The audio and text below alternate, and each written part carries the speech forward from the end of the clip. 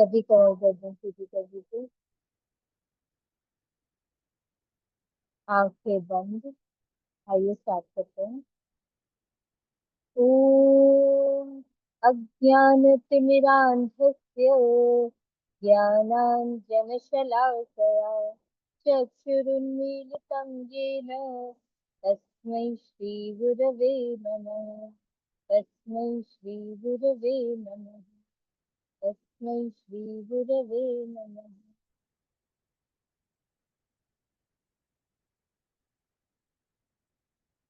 पिछली 5 क्लासेस हो चुके हैं, 5 सेशन सत्र हो चुके हैं। हमने 5 सत्र में 5 नए नए मंत्रों के बारे में पढ़ा। संस्कृत की महिमा को पहचाना। आप लोग को मेरी आवाज क्लियर आ रही है ना सर? मैम थोड़ी लो है, बिल्कुल क्लियर नहीं है। अब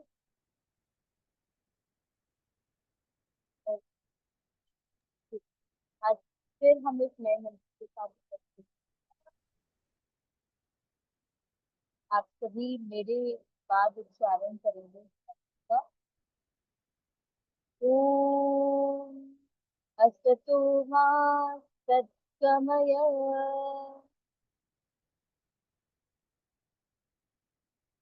तमसो मा ज्योतिर्गमय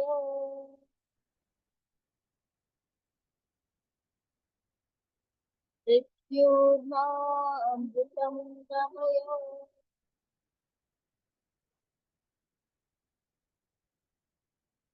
ओम शांति शांति शांति।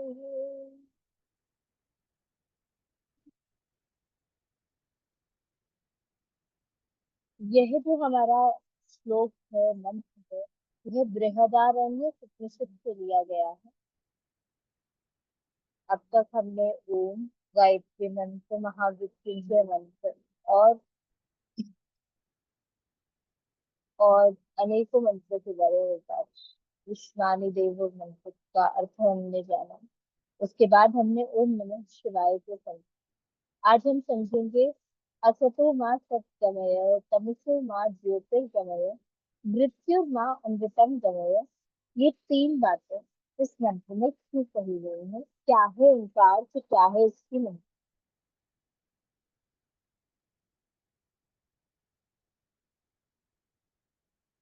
ओम तो हम सभी आरंभ से ही बात करते आ रहे हैं। ओम इस प्रणव का नाम है। उस ईश्वर का निज नाम कहा गया है। इस प्रणव का नाम है जिसकी आराधना करने से समस्त मुक्ति और सारी मुक्तियां मिल जाती हैं।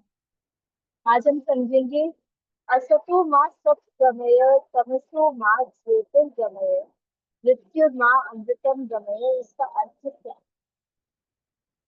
जब हमने कहा असतो माँ सत्गमय, तो इसका अर्थ है कि अंधकार से मुझे प्रकाश की तरफ बढ़ाओ, लेकर जाओ। गमय का अर्थ होता है लेकर जाना। ये गम धातु से बना, गच्छ धातु से बना है। गच्छ धातु का मतलब होता है चलना। और यहाँ पे हम गमय शब्द का प्रयोग कर रहे हैं, मतलब हमें उस ओर लेकर के जाओ। किस ओर लेकर के जाओ? असतो माँ सब गमय, मुझे असत यानी मुझे अंधकार से प्रकाश की ओर लेकर के जाओ। ऐसी बात मंत्र में की है। उसके बाद क्या कहा गया? तमसो माँ ज्योतिर्गमय। तमसो माँ ज्योतिर्गमय।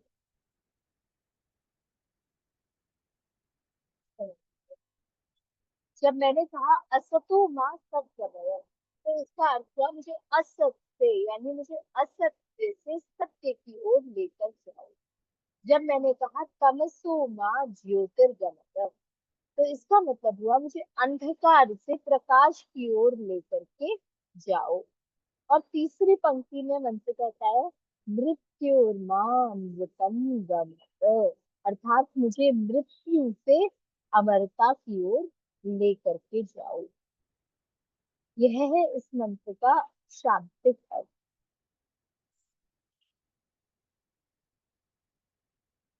मेरी आवाज आप लोगों को क्लियर सुनाई दे रही है? Ma'am please last line repeat कर दीजिए एक बार। मेरी आवाज आ रही है बाद में? हाँ आवाज क्लियर है, मैं लिख रही थी तो मुझसे छूट गया थोड़ा। ओ, तो हम वापस पुनः इस मंत्र के अर्थ को समझते हैं। इस मंत्र में पहली पंक्ति में कहा गया, असतो माँ सद्गमय, अर्थात मुझे असत्य से सत्य की ओर लेकर के जाओ।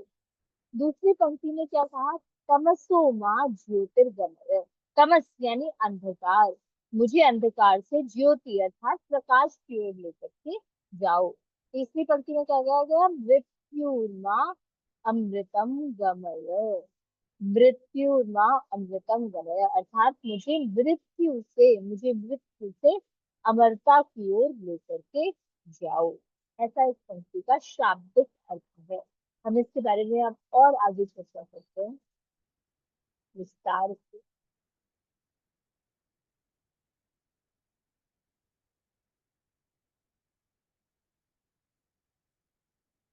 जब मैं कह रही हूँ, मैंने कल भी आपको कहा कि सत्य, सत्यात्म से मुझे सत्य, सत्य से कभी भी प्रमाद नहीं करना चाहिए, चाहे सत्य में आपकी हानि नहीं क्यों ना हो। सत्य का साथ कभी भी छोड़ना नहीं चाहिए, ये मैंने कल ही आपके सत्र में बताया। इस मंत्र की प्रथम पंक्ति में ही ये बात समन्वित है कि असतो माँ सद्गमय, अर्थात असत्य सत्य, असत्य से मुझे सत्य की ओर लेकर के चले। हे भगवान, मेरा जीवन ऐसा हो कि मैं उस जीवन में कदापि असत्य का आचरण न करूं, अधर्म का आचरण न करूं, बुराई में न फंस जाऊं, ऐसा मेरा जीवन, ऐसी बात। जब मैंने कहा तमसो माँ ज्योतिर्गमय, तमस का अर्थ होता है अंधकार, अंधकार से प्रकाश की ओर मुझे लेकर के जाओ। हमारे सभी मंत्र हमें यही बात, कई बार लोग इस शब्द की जो गूढ़ अर्थ है उसके मायने समझ नहीं पाते, उसकी समझ नहीं।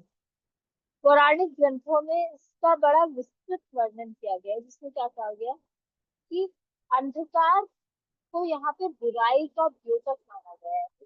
जो हमारे भीतर नेगेटिव डिस्ट्रक्टिव इमोशंस होते हैं, डिस्ट्रक्टिव बिहेवियर होता है, जो हमारा ही नाश करता रहता है, उसको यहाँ पे अंधकार माना गया है। ऐसी बुराई से, ऐसे अंधकार से, ऐसी बुरी आदतों को त्याग कर हमें प्रकाश रूपी सत्य को धारण करना चाहिए, उसकी ओर उन्मुख होना चाहिए। साधना और आध्यात्म का हमें पालन करना, जो ये सांसारिकता में से फंसते चले जाते हैं, सांसारिक मोहपाश में फंसते चले जाते हैं, उसका हमें त्याग करके हमें सत्य की ओर जाना चाहिए। ऐसा इस मंत्र ने हमें उपदेश दिया है, ऐसा इस मंत्र ने हमसे कहा गया।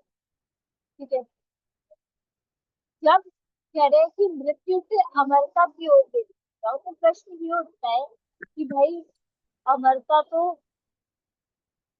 अमरता हर किसी को प्राप्त नहीं हो सकती ना।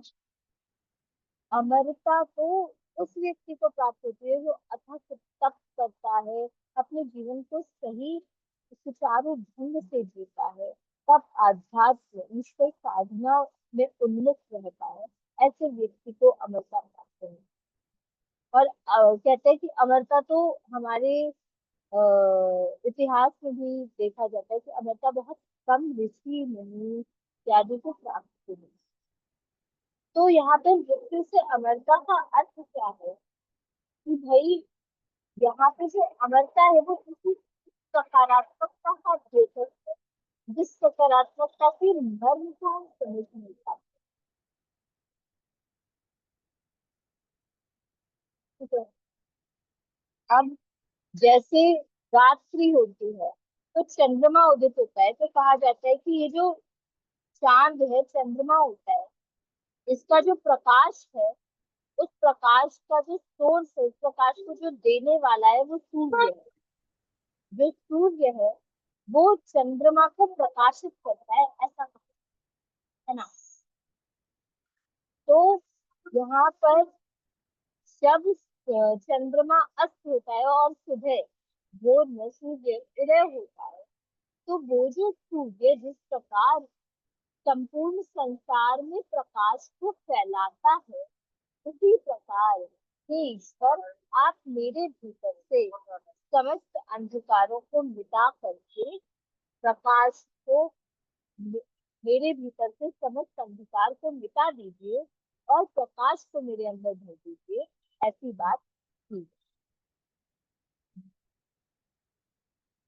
हम प्रत्येक मंत्र में, प्रत्येक तप में, प्रत्येक साधना में ईश्वर को यही कामना करते रहते हैं कि हे ईश्वर, मुझे बुराई से, दोषों से दूर कर दीजिए। विश्वानि दुरितानि पराशुभ, हे ईश्वर, मेरे भीतर जो सकल बुरी आदतें, मेरे भीतर जो बुरी आदतें भरी पड़ी हैं, मेरे भीतर जो डिस्ट्रक्टिव इमोशंस हैं, जो गुस्सा, दोष, दर्द, दुर्व्यसन इत्यादि भरे पड़े हैं, दुरिता निपराश, ऐसे दुर्व्यसनों को मेरे भीतर से दूर कर दीजिए, ऐसी बात की गई। ठीक है, तो इस मंत्र में भी यही बात बार बार कही जा रही है कि असतो माँ सत्समय, सत्य का आचरण कीजिए, हे ईश्वर, हे माँ, मुझे असत्य से सत्य की ओर लेकर के जाइए, मुझे प्रकाश से, मुझे अंधकार से प्रकाश की ओर लेकर के जाइए। कल मैंने आपको गुरु शब्द का अर्थ बताते हुए भी कहा कि गुरु वह होता है जो हमें अंधकार रूपी अज्ञान से प्रकाश रूपी ज्ञान की ओर लेकर के जाता है। जब हम अपने प्रत्येक चर्चा को आरंभ करते हैं तो हम एक श्लोक का गायन करते हैं कि अज्ञान तिमिरांधस्य ज्ञानांजन शलाकया चक्षुरुन्मीलितं येन तस्मै श्री श्री गुरुवे नमः। हम गुरु से प्रार्थना करते हैं कि हे गुरु, आप मुझे अज्ञान रूपी तमस से, अंधकार से प्रकाश रूपी ज्ञान की ओर लेकर के जाइए, प्रकाश रूपी गंगा को मेरे भीतर प्रवाहित कीजिए, ऐसी हम कामना करते हैं। ऐसी कामना इस मंत्र में भी की गई है। बृहदारण्यक उपनिषद से दिया गया ये श्लोक अत्यंत पावन है। यदि इस श्लोक के मर्म को हम जान ले तो हम जीवन के मर्म को समझ सकते हैं, ऐसी बात मंत्र में की गई।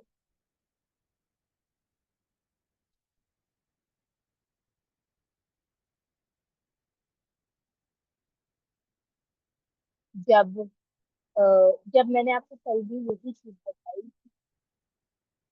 कि सत्य के आचरण का क्या मतलब, हमें समस्त बुराइयों को, समस्त नकारात्मकता को अपने भीतर से जब तक योग इत्यादि के माध्यम से दूर करते रहने का प्रयास करते रहने, इसी प्रकार इस मंत्र में भी बार बार यही बात की जा रही है। यह जो मंत्र है, ये मंत्र हमको प्रारंभिक पंक्ति से ही ये दर्शा रहा है कि भाई हमें किस प्रकार का जीवन, किस प्रकार हमें असत्य का त्याग करके सत्य की ओर बढ़ना चाहिए। वो सत्य यहाँ पे है क्या? वो सत्य यहाँ पे ज्ञान है। वो सत्य यहाँ पे वो आध्यात्मिक अ, विरासत है, वो आध्यात्मिक ज्ञान है। इस आध्यात्मिक ज्ञान से हम अपने अंदर की वास्तविक चेतनत्व को महसूस कर पाते हैं। अर्थात क्या, सिर्फ ये सत्य यहाँ पे उस कॉन्शियस माइंड से उस सबकॉन्शियस माइंड पर जाने का वो प्रोसेस है, वही यहाँ पे वो सत्य है, ऐसी बात इस मंत्र में की गई। फिर कहा गया तमसो माँ ज्योतिर्गमय, कि तमस रूपी जो अंधकार है, तमस रूपी जो अज्ञान मेरे अंदर भरा पड़ा है, जिस अज्ञान के कारण मैं ये समझता हूँ कि ये सब कुछ इस संसार में जो भी हो रहा है वो मेरे ही कारण हो रहा है, जो भी संचालन, ऐसा ऐसा जो अज्ञान मेरे अंदर भरा पड़ा है, ऐसे अज्ञान से मुझे दूर कीजिए और मेरे अंदर इस ज्ञान को भरिए कि इस संसार में, कि जो भी मैं कर्म कर रहा हूँ, इस संसार में मेरे कारण जो भी हो रहा है, उस सब के भीतर उन सब का जो मुख्य बिंदु है वो ईश्वर है।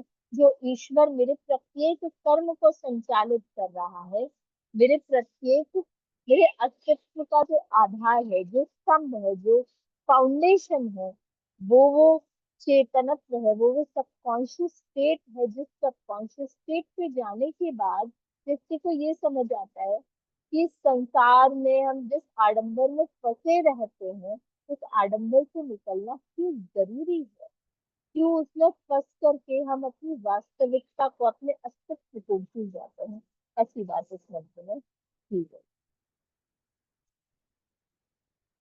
कल भी जब मैंने आपको बताया, श्रीमद् भगवत गीता में भी बार बार एक ही बात कही जाती है, बार बार श्री कृष्ण अर्जुन से यही बात कर रहे हैं कि हे पार्थ, तुम जो भी कर्म कर रहे हो मुझ में अर्पित करके करो, तो तुम्हें उस कर्म का वास्तविक फल प्राप्त होगा। फल तो प्राप्त होगा ही, लेकिन यदि तुम उसे मुझ में अर्पण करके करोगे, तो उस कर्म के फल में स्वयं मैं तुम्हें प्राप्त हो जाऊंगा। ऐसी बात की कृष्ण बार बार बार बार अर्जुन से भगवत गीता में कर रहे हैं। प्रत्येक अध्याय, प्रत्येक श्लोक में करते हैं। इस मंत्र में भी ऐसी ही बात। इस प्रकार के इस प्रकार जो व्यक्ति मंत्रों के अर्थों को गूढ़ता से समझ लेता है, वो वास्तविक दृष्टि में अपने जीवन को सही प्रकार से जीने के मायनों को समझ लेता है। ऐसी बात हमने आज के मंत्र में की, हमने जाना समझा।